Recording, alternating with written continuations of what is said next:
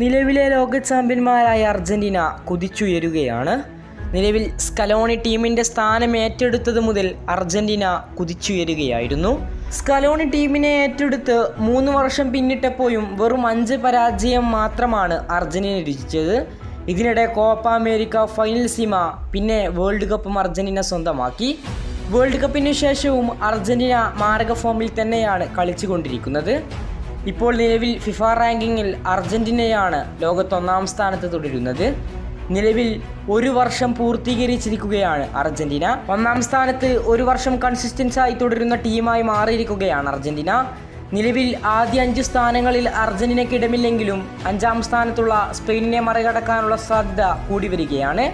നിലവിൽ 7 വർഷം 1-ാം സ്ഥാനത്ത് തുടർച്ചയായി തുടർന്ന ബ്രസീലാണ് ഈ ലിസ്റ്റിൽ 1-ാം സ്ഥാനത്ത് വരുന്നത്. 400-ലധികം ദിവസം തുടർന്ന സ്പെയിനിൻ്റെ റെക്കോർഡാണ് അർജന്റീന മറികടക്കാൻ ഒരുങ്ങുന്നത്.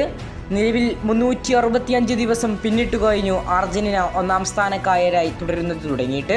നിലവിൽ മുന്നിലുള്ള കോപ്പ അമേരിക്ക അർജന്റീനയ്ക്ക് അത്രമേൽ പ്രാധാന്യപ്പെട്ടതാണ്. ജൂൺ മാസത്തിൽ വരാനിരിക്കുന്ന കോപ്പ അമേരിക്കയാണ് മെസ്സിയുടെയും അർജന്റീനയുടെയും ഇനിയുള്ള ലക്ഷ്യം. അർജന്റീന തന്നെ കോപ്പ അമേരിക്ക നിലനിർത്തുക എന്ന ലക്ഷ്യത്തോടു കൂടിയായിരിക്കും അമേരിക്കയിലേക്ക് പറക്കുക. കൂടുതൽ ഫുട്ബോൾ വാർത്തകൾക്കും വിശേഷങ്ങൾക്കും വേണ്ടി ചാനൽ ഇപ്പോൾ തന്നെ മറക്കാതെ സബ്സ്ക്രൈബ് ചെയ്യുക.